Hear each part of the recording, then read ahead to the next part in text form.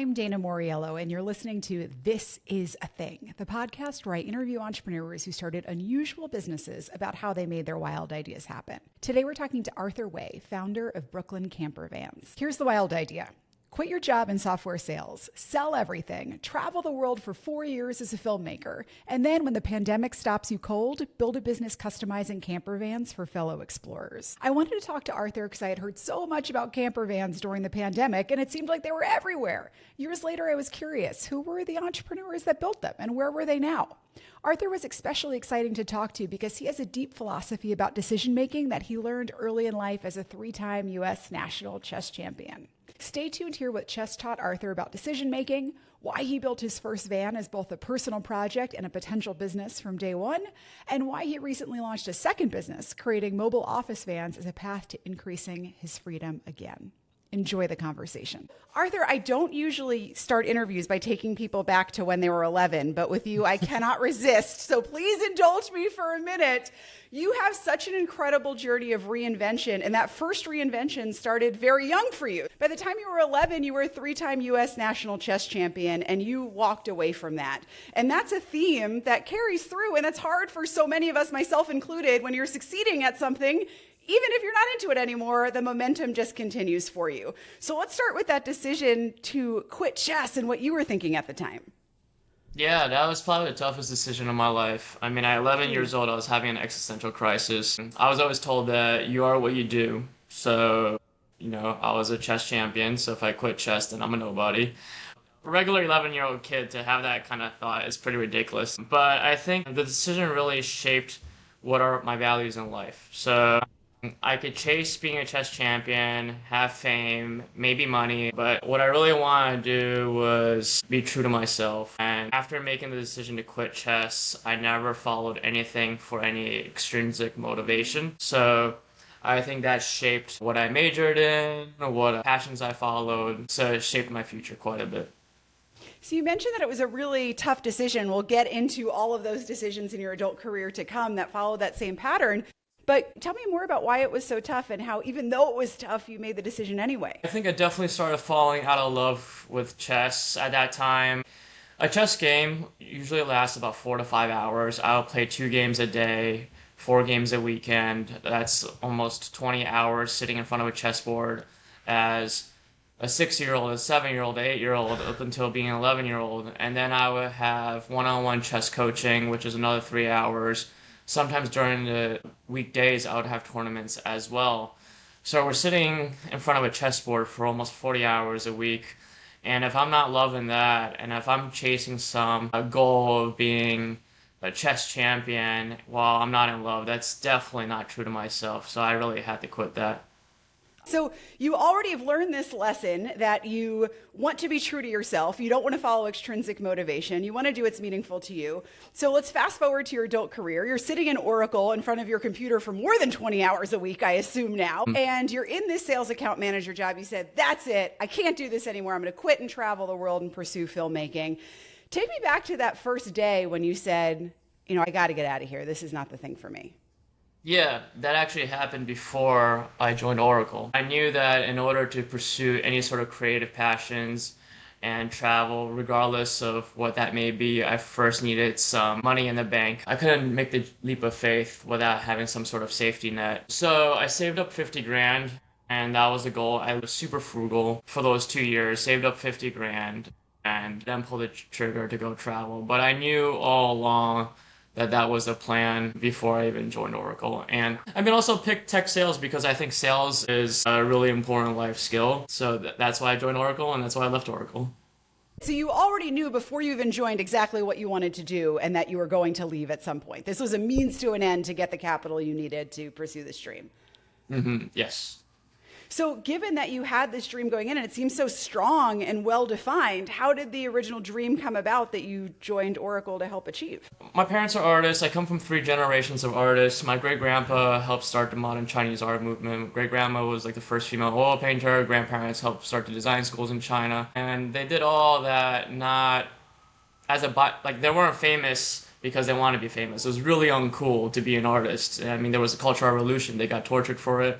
They got sent to camps where they had to do hard labor. So it was very ingrained in me even before the whole chess decision that I had to pursue what I love and what's true to myself. Why travel and filmmaking? It seems like you were very clear that that was the Yeah. dream and you were going to invest a lot in achieving it.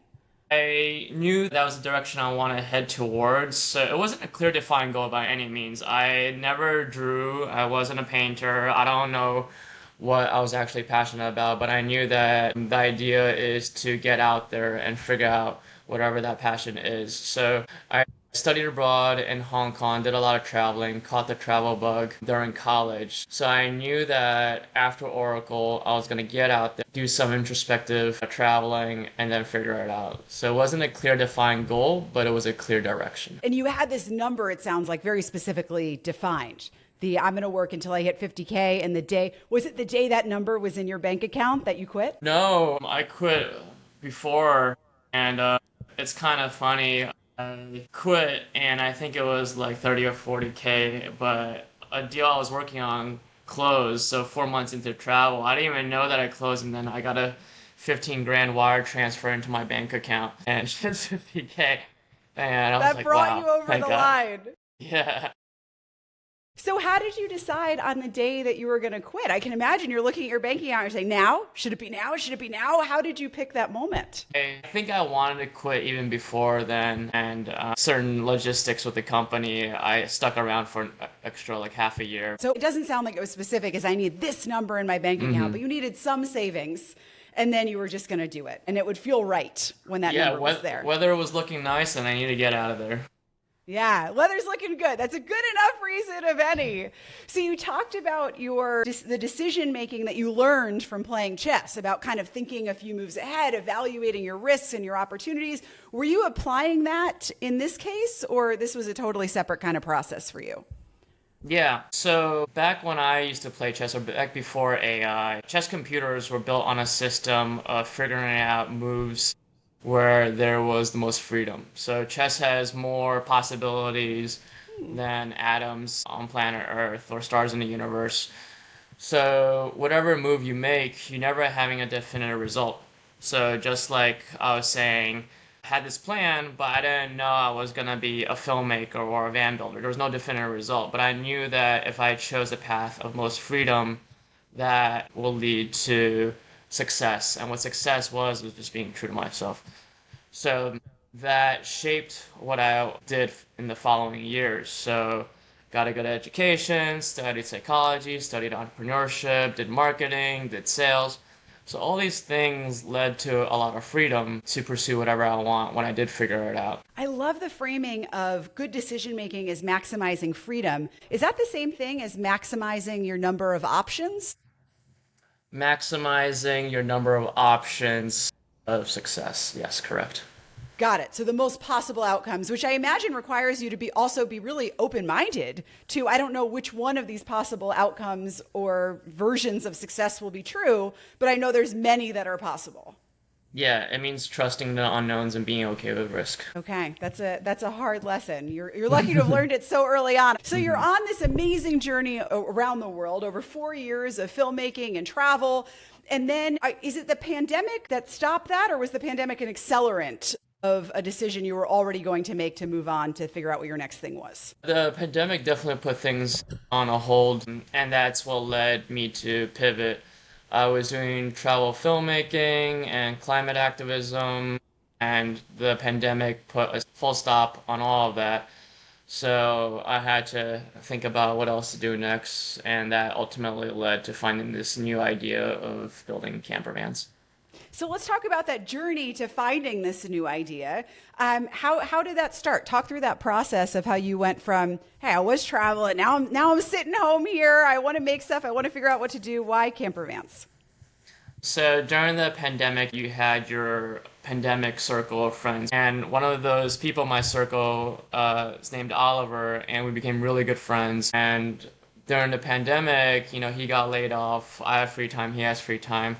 So I just moved into a new apartment, and we were just building furniture out in the streets with just a battery-powered circular saw and drill. And after we built a few things, we were like, what else could we build? And we decided to build a camper van. He was a travel filmmaker as well. So we both had many years of travel experience, and we both know that road trips are the way to go because they allow for spontaneous serendipity, to get off the beaten path, to meet locals, to have real cultural experiences. When you built your first one, was it solely for personal use or was it a business idea from the start? Both. It was for personal use, but we're both perfectionists, and we're like, hey, if we're going to be perfectionists about it, maybe there is a business opportunity. So, again, it goes back to the idea of maximizing opportunities and freedom. So help me understand that leap. Why, if it's a great van, did you believe that it would then open up business opportunities and other people would want to buy it? Because good things get noticed. The reason for our success also is because as photographers or filmmakers, we have a keen eye for detail and what looks good. I could take photos and videos of an ugly van, but they're never going to be good photos and videos unless it's a really good looking van. So we had that in mind. So it sounds like the confidence was very much intrinsic and based on pattern recognition of, hey, we're good at making stuff. We're good at making stuff that people like, that's high quality, and you've seen results before of people watching your videos. So it's less about kind of a market analysis or talking to customers. It sounds like you went into this with incredible confidence. Were there things that you were uncertain or nervous about? No, I wouldn't say so. It's the same thing as quitting my job at Oracle, selling all my stuff and living out of a carry-on size bag, or sleeping in the front of my car for 4 months and doing a shoestring backpacking for a few years. When you're following your passions, there's no such thing as failure. Do you believe if we build it, they will come? If I build it, they will come. I have the confidence in myself. Not anybody could build it, and then they will. I like that confidence. So how did you get them to come? You built one for yourself. How did you get that first customer to buy your first van? We took a lot of photos and videos while we're on the road when we road tripped around US and Mexico. We just posted them, people noticed, and we picked up our first client on the road. Were you proactively trying to pick up that first client? How did that sale happen? Yeah, I think we built the website already.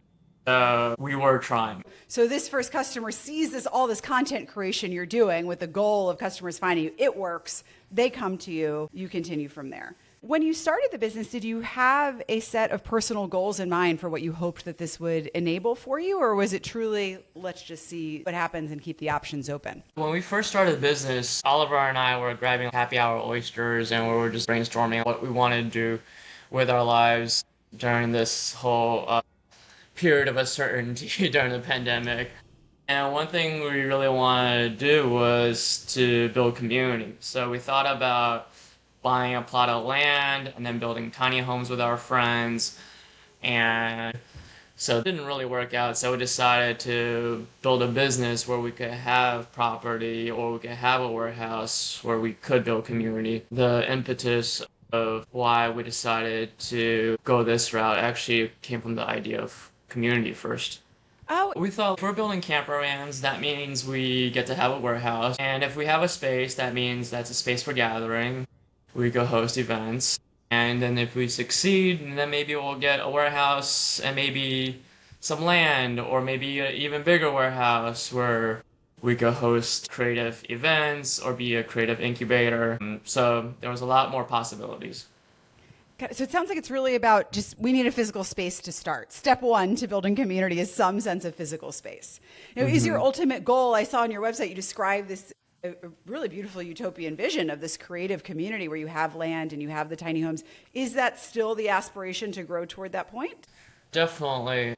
I'm not sure how close we are to it, but we're really enjoying building community here in Brooklyn as well. So 2 years ago, you decided to make another change to your business and diversify with next-gen vans, building mobile offices. How did you decide to expand the business in that direction with new customers, a new brand? I mean, you're still building vans, but it seems like a significant diversification. It's kind of interesting now we talk about the goal of having land and such. That's kind of impossible to do with camper vans because we put so much emphasis on our customers and creating something custom for them that it's actually impossible to scale. So we do 4 to 5 vans at a time, and they're custom. We interact with the customers a lot. So if we were ever to scale or have bigger dreams, camper vans would not be it. Whereas mobile offices, B2B, a company could say, hey, we want 5 vans or something like that. They're a lot easier to build, a lot easier to scale. So if we do that, then we have more possibility of expanding and achieving some of our other goals as well. For someone who enjoys freedom so much, it sounds like the business you chose in the state that it's in right now, or you are touching every van, you are working on it. How do you create the freedom that you need for yourself?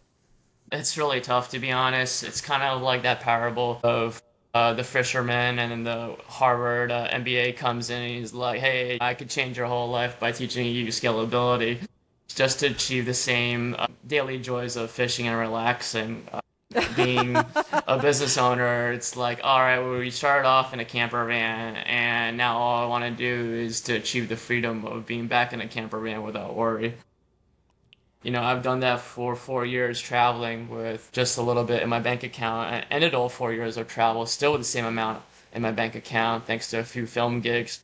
So, there is a question of am I on the right path?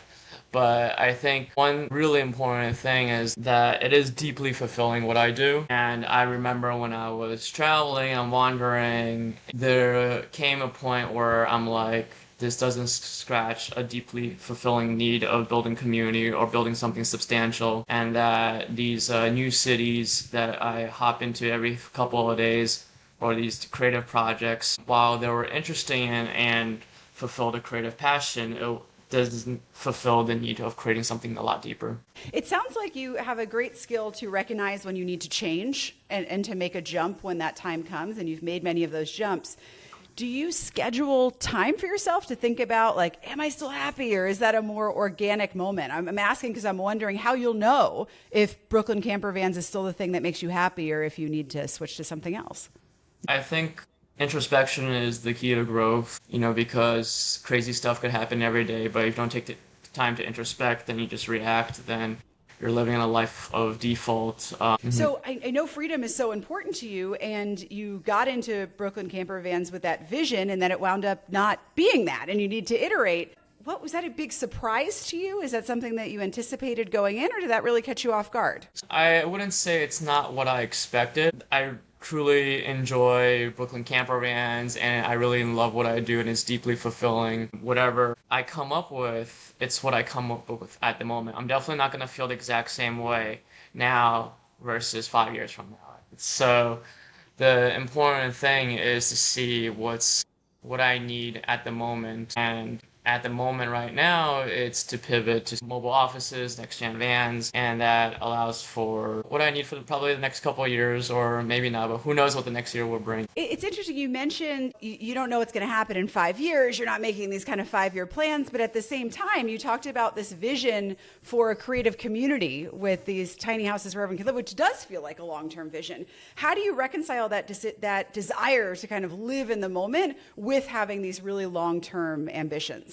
It's an interesting balance. I view it as kind of like walking a tightrope where you're going from point A to point B, and at the same time when you walk in this tightrope, you just have to be fully present, because if you think about too much stuff, then you fall off. So the whole concept is to be present, which means to not just blindly follow the end result of point B, but to be present and then to say, hey, how am I feeling right now? Am I in the right direction? Do I need to reinvent?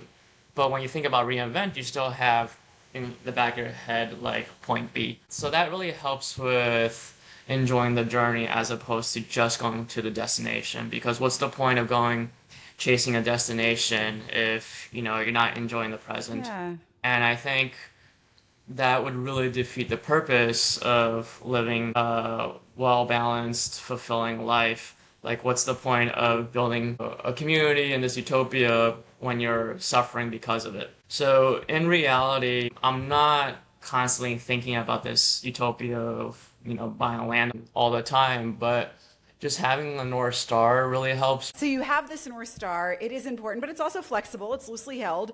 And I really like what you said about the journey to get there is not linear, and you can't hold the journey too closely. You have to adapt the journey constantly and be learning from it. So we talked about things that might have surprised you about the business. Anything that really did catch you off guard and felt like a very big surprise about this phase of business ownership? I think it's just a constant roller coaster. People think that starting A business is really just about building the product. And I would say building the product is the easiest part. There's constant stuff about a business that might pop up that, its success doesn't hinge on the product as much, but more about how you run the business. Did you think when you got into it that it would be all about the product? Was that the idea? Not like completely, but kind of, yeah. I studied entrepreneurship, and my entire life, since I was like 5, I was like, I wanted to be an entrepreneur. And then what turned me away from entrepreneurship was studying entrepreneurship in college as a minor because I realized how much work it was and how hard it is. I read all these personal accounts where it's like, hey, if you're an entrepreneur, like you choose between your startup versus your wife or your family. I came up with a lot of business plans and some of those people thought were great, but I realized that those products I could be an entrepreneur and get funding and create that product, but am I going to enjoy what I do? Am I going to enjoy all the debt and all the sleepless nights? Probably not. So I took that entrepreneurial mindset and the skills I learned to do filmmaking and building camper vans, but it really had to be something I really enjoyed so that when I do have these crazy things that pop up with the business, I could pull through. Because if I hated the product or didn't care about the product, then it'd be the worst job in the world. Every business you start is hard, so it better be something you love. Right? If it's all going to be a grind, it better be a grind that you love. That was Arthur Way talking about his journey building Brooklyn Campervans. Here are my 3 favorite moments from that conversation. 1, choose the path that maximizes the number of potential positive outcomes. Arthur learned this from chess. Before AI, the best chess computers didn't try and calculate one single best move. They chose the move that maximized future options. Arthur applies this logic to every major decision in his life. I hadn't heard this before, and it's the biggest thing that's sticking with me from the conversation. Second, scalability can mean freedom. Arthur started Brooklyn Campervans in pursuit of freedom and then built a business where he's personally involved in every custom van, requiring a lot of his time and leaving little flexibility for the travel and adventure he was used to. Now, as he builds his new business, Next Gen Vans, making mobile offices, he's designing that business to be more repeatable and scalable. More scale means less of his time tied up in every job, as well as more financial resources. Together, more freedom to travel, enjoy, and adventure. Third, know your North Star, but be open to different journeys to get there. Arthur has a long-term vision to create a creative community on land with tiny homes, make it a gathering space. It's motivating as a North Star, but it's not something he stresses about daily. He's making sure he enjoys the journey and he's open to that journey evolving and changing shape along the way. This is Dana Moriello, and I can't wait to see you next week on This Is a Thing.